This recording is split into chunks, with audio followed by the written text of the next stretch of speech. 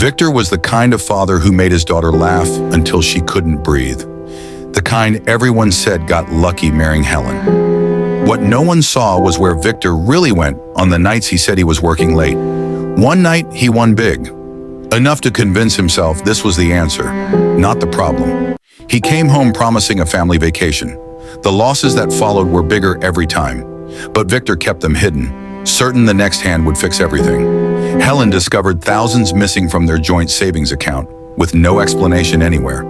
When she confronted him, Victor lied straight to her face, insisting she must have miscounted. Desperate to cover a debt, Victor quietly pawned Helen's wedding jewelry without telling her. Helen found the pawn ticket in his coat pocket weeks later, and something in her broke quietly. Rent went unpaid for the second month in a row, and an eviction notice appeared taped to their front door. That night, young Chloe lay awake listening to her parents arguing through the thin bedroom wall, too scared to move. The phone rang constantly now. Debt collectors Victor had stopped answering, letting it ring out again and again. At school, classmates teased Chloe about the old repossessed car her mother now drove. She never told them why. Victor attended one Gamblers Anonymous meeting, sat quietly in the back, and never returned. Months later, Victor slipped out during Chloe's school recital to chase one more bet, and missed her entire performance. On stage, Chloe searched the crowd for her father's face and found only an empty seat beside her mother. That was the night Helen finally reached her limit. She packed their bags while Chloe slept. Victor came home the next morning to an empty house, their absence louder than any argument had ever been. Years passed. Victor lost his job, then his apartment, spiraling further with every bet he told himself would be the last. One night, sitting alone in the dark with nothing left, Victor reached the lowest point he had ever known. In that darkest moment, he picked up the phone instead, calling a crisis helpline, his voice breaking as he asked for help for the first time in his life. The next week, he walked into a Gamblers Anonymous meeting again. This time, he stayed until the very end and asked someone to be his sponsor. 30 days, then 90. Victor worked a modest warehouse job, tracking every sober day like it mattered. Because it did. Chloe, now a teenager, still flinched at the sound of her phone ringing with his name.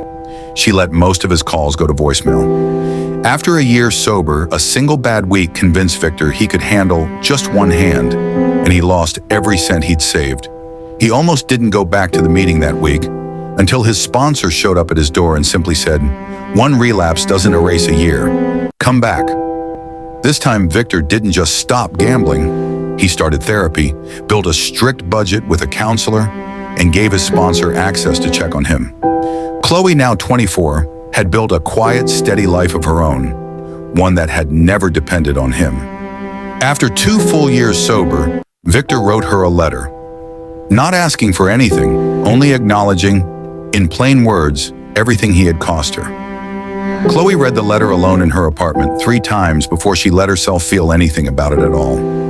Weeks later, she agreed to meet him, not at his home, not at hers, but at a quiet, neutral cafe, on her terms. Victor didn't ask her to forgive him. He simply said, "I understand if you can't trust me yet. I just wanted you to know I see what I did."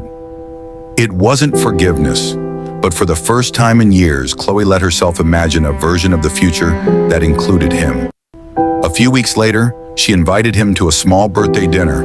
Nothing big, just a test, one careful step at a time. There was no perfect reunion, no promise that it would last, just small, honest steps, and Chloe, watching him carefully, willing to try. Moral: real recovery comes with no guarantees. The least a broken person can do is stay honest, and let the people they hurt set the pace of coming back.